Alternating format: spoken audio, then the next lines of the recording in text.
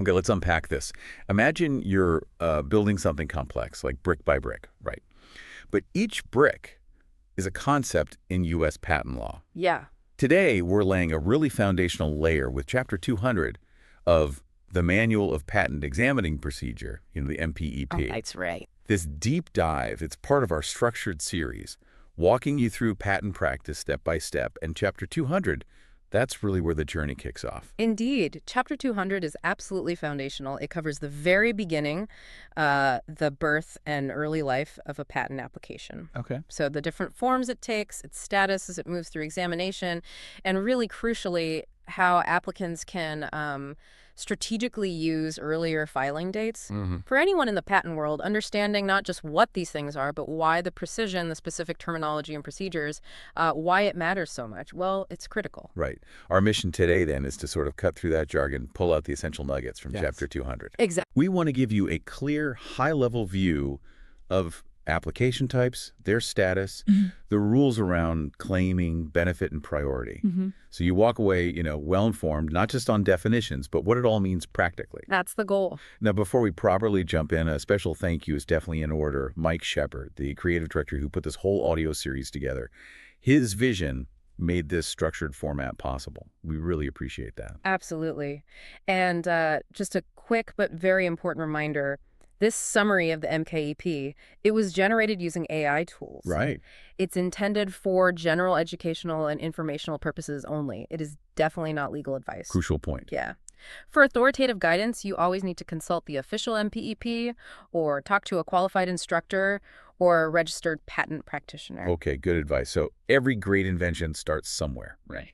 But in the patent world, that somewhere isn't just one thing. It can take lots of forms. We're not just talking about a patent application.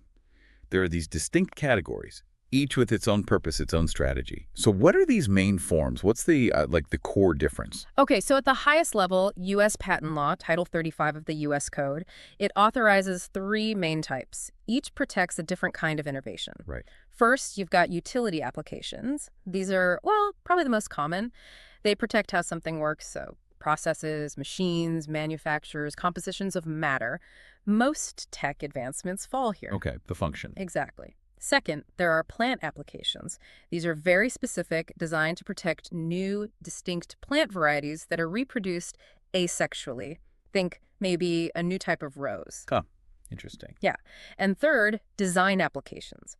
These protect the ornamental design, how a manufactured article looks. And what's really interesting here is how broad ornamental design can be. Right. Well, we've seen design patents for the shape of a phone, sure, but also, believe it or not, even for a unique computer icon. Wow, an icon. Yeah. The key insight is you're protecting the appearance, the aesthetics, not the function. That's a really clear distinction.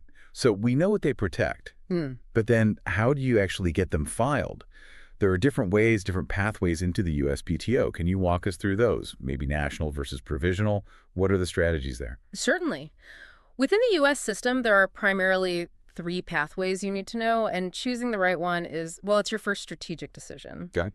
The most standard are national applications filed under 35 U.S.C. 111A. These are your non-provisional applications. They get examined for patentability. Right. They need claims. They need an oath or declaration from the inventor. This is the one that hopefully leads to an actual granted patent. Got it. Then you have provisional applications under 111B. Think of these as like a placeholder. Simple, relatively low-cost way to nail down an early filing date. Okay, placeholder. Yeah. They don't need claims or an oath right away, which makes filing faster. But, and this is critical, they automatically expire, they abandon after 12 months. Only 12 months. Only 12 months. And, just as importantly, they can't claim the benefit of an earlier application themselves. The strategic trap here. Sometimes people underdisclose in a provisional. Because even though it doesn't need claims then, it absolutely needs enough written description to support the claims you'll file later in the non-provisional that claims its benefit. So you still need the substance there. You absolutely do.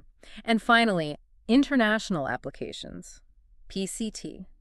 Now, these aren't actually U.S. patents themselves, but they designate the U.S. and can enter what's called the national stage here later on. They're a really powerful tool if you're thinking about getting patent protection in multiple countries. Okay, makes sense. So we filed our initial application, maybe a provisional, maybe a national.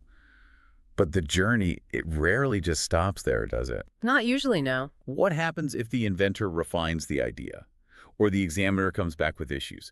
That's where we get into this whole sort of family tree of related applications. We hear terms like reissue, divisional, continuation, CIP. What are these, and why is getting them right so crucial? Yeah, this is where good patent portfolio management really, really matters, and getting these wrong can be, well, very costly. I bet. So first up, reissue applications. These are used to fix errors in a patent that's already granted. After it's granted. After it's granted. Maybe you missed a key claim, maybe the scope was too narrow by mistake. A reissue can potentially fix that. But be warned, the rules are strict. For instance, you generally can't enlarge the scope of the claims unless you file that reissue within 2 years of the original patent grant. Okay, tight time frame. Very. Next, divisional applications. These come up when an examiner basically says, hold on, you've got 2 or more separate inventions packed into this one application. Ah, too much in one. Yeah, independent and distinct inventions. They'll require you to restrict your claims to one invention. Then you can file a divisional for the invention you had to take out, the restricted one. And it keeps the original date. It can, yes. A divisional can claim the benefit of the parent application's filing date, but only if no new subject matter, no new matter is introduced. That's critical. And no new stuff. Got it. Then we have continuation applications. These let you pursue more claims based on the exact same disclosure as your earlier non-provisional application. No new matter added here either. So same invention, just different claims. Exactly. Maybe you want broader claims or narrower ones or differently focused words. It lets you explore that coverage. And like divisionals, they claim the benefit of the parent's filing date. Okay. Now, a really important one that gets confused. The continuation in part, or CIP. Right, the CIP. Unlike a regular continuation, a CIP does add new subject matter. It lets the invention evolve on paper. But here's the catch. Only the original subject matter keeps the earlier priority date, the new stuff you added. It gets the filing date of the CIP itself. Ah, so it's split dates, kind of. Sort of, yes. The new matter gets its own later date for prior art purposes. And finally, the substitute application. People often confuse this with a continuation, but it's totally different. I'll say. A substitute replaces an earlier application that was abandoned, but the key difference, the absolute kicker, is that it does not get the benefit of the abandoned application's filing date. So you lose that time advantage. Completely. It's treated like a brand new filing. So the big difference between continuations, divisionals, CIPs on one hand, and substitutes on the other is all about whether you keep that valuable earlier filing date. That is a critical distinction. Yeah. Wow. So a CIP is like a bridge for evolving ideas, but creates a new starting line for the new parts. Mm-hmm. And a substitute that's just hitting reset, losing the history, really highlights needing clarity. Present. Now, beyond the type of application, each one has a status, right? Like a progress report on its journey through the USPTO. What do these statuses mean? New, rejected, amended, allowed, abandoned, incomplete? And why is tracking this so vital? Yeah, the status isn't just paperwork. It dictates everything you can and sometimes must do next. Okay. So new is simple. Just filed, waiting for its first look by an examiner. Easy enough. If it gets rejected, well, that means the examiner found issues. Often things like novelty or obviousness under the law, 35 USC 102 or 103. But importantly, this isn't failure. It's feedback. It's feedback, exactly. It demands a strategic response. Usually, you'll amend the claims or maybe provide strong arguments why the examiner is mistaken. The nuance is figuring out which rejection grounds are best handled by changing claims versus just arguing the law. Right. Strategy again. Always. Amended just means you, the applicant, have filed that response, made changes. Allowed is the goal. It means the application has cleared the hurdles, met all the requirements. Usually, you just need to pay the issue fee and the patent will grant. Good news. Very good news. Abandoned, though, this one's crucial and potentially dangerous. Sounds ominous. It means the application is dead in the water. It's no longer pending. It can't proceed unless you can revive it, which is only possible under limited conditions, often involving fees and showing the delay was unintentional. How does it get abandoned? It can happen automatically, like that provisional hitting 12 months, or, more commonly, by missing a deadline. Failing to respond to an office action, not paying a fee, not filing the oath on time. Yikes. Yeah. And lastly, incomplete. This means it was missing something essential right at the start, like the specification document or required drawings, so it didn't even get a filing date. You're stuck before you even start. Okay, so rejection is feedback. part of the process, but abandonment. That sounds like it could be game over. What's the big picture takeaway here? Why be so vigilant about status? Because managing the status is managing the application's life. It dictates your deadlines, your options, everything. Miss a response deadline, boom, abandon. And reviving it isn't easy. Not guaranteed, and it costs time and money. You usually need to file a petition, pay a fee, and state the delay was unintentional. I've seen situations where a critical deadline slips by. It can jeopardize the whole invention's protection. The system is just incredibly strict on timing, so vigilance isn't just good practice. It's essential to keep your rights alive. Okay. Essential. So let's say we've navigated the types.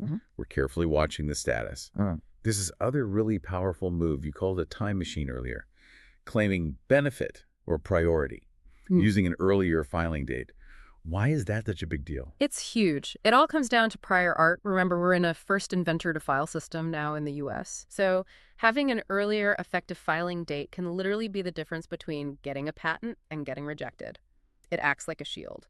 It protects your invention against things that became public after your priority date, but before you filed the current application. So it blocks later stuff from being used against you. Exactly. The MPEP, particularly Chapter 200, lays out how U.S. law, plus international agreements like the Paris Convention and the PCT, let applicants do this. It gives you a massive advantage against prior art that pops up later. Okay, so how does that work specifically within the U.S.?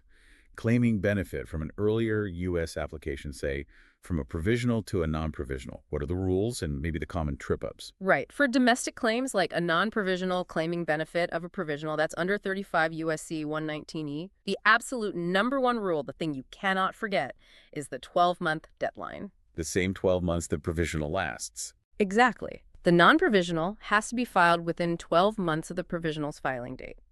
Miss it, and you likely lose that early date. Now, there is a small exception for unintentional delays, but it means petitions, fees, explanations, not where you want to be. Avoid if possible. Definitely. Similarly, continuations, divisionals, CIPs, they claim benefit under other parts of the law, like Section 120 or 121.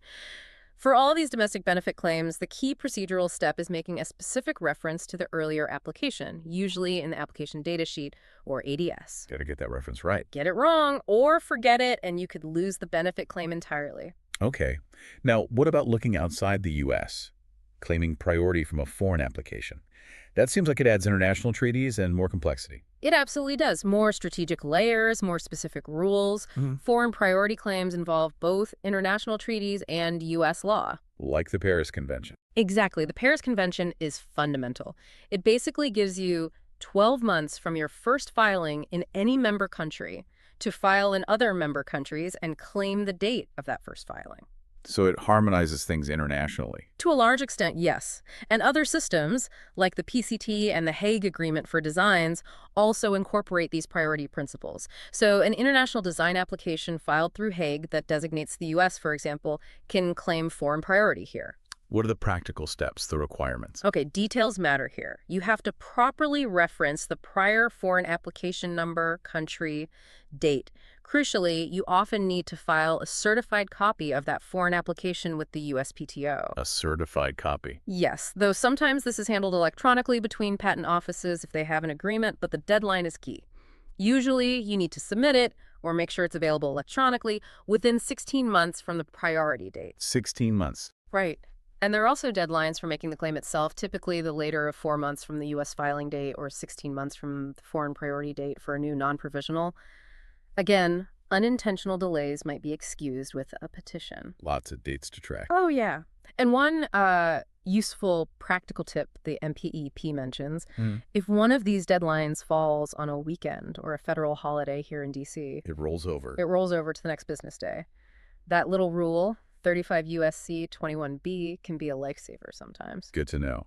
So throughout this whole discussion, we keep circling back to precision, the specific terms, the strict procedures. Why is this intense focus on detail, on accuracy, so incredibly important in patent law?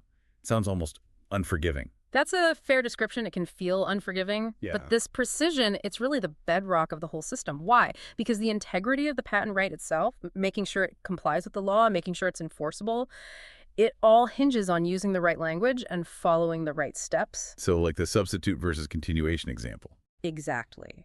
Remember, a substitute application sounds similar, but it loses the filing date because it replaces an abandoned application. A continuation, or divisional, keeps the date, assuming they meet the rules like no new matter for the divisional. Tiny differences in words, huge difference in outcome. Huge difference. Even small mistakes, referencing the wrong prior application number, missing a deadline by just 1 day, calling something a continuation when it's really a CIP because you added new stuff. These can lead to losing your rights entirely. Or maybe you get the patent granted, but years later in court, it's found invalid because of that procedural error during prosecution. Wow. So it's not just about getting the patent certificate. It's about getting a valid, enforceable patent that actually protects the invention as intended. That precision is paramount.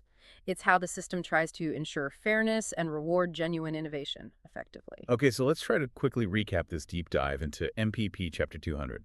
We've gone beyond just listing types of applications: utility, design, plant, provisional, reissue, divisional, continuation, CIP. We've seen how their status, new, rejected, amended, allowed, abandoned, dictates the whole process, and why watching that status is absolutely non-negotiable. And we've dug into why benefit and priority claims are so powerful, like that time advantage against prior art. And woven through it all, Precision. the absolute necessity of precision in the terms, in the deadlines, in the procedures, every step, every type, every stage. Indeed. And what this journey through Chapter 200 really highlights is that getting a patent isn't, a straight line. It's dynamic. Yeah. The strategic choices you make, which application type to file first, how you respond to rejections, whether and how you claim priority, these can dramatically impact the final scope of your patent rights and whether they'll actually hold up later. So here's something to think about. We live in a world where innovation moves incredibly fast, right? Especially in tech. How might those seemingly subtle procedural differences, like choosing between a pure continuation versus a continuation in part when refining an invention, how might that choice actually redraw the lines of what's considered protected? Could it determine who owns key improvements? And maybe even affect the entire valuation of a company built on that evolving technology? That is definitely something to chew on. It really drives home that in patent law, the details aren't just details. They're pretty much everything. They really are. Well, we hope this deep dive has given you a clearer, more structured, and strategically useful understanding of these foundational pieces of patent practice. There's always more to learn, obviously. Always. We encourage you to keep exploring. Thank you so much for joining us on this deep dive today. Thank you. And we look forward to our next exploration together.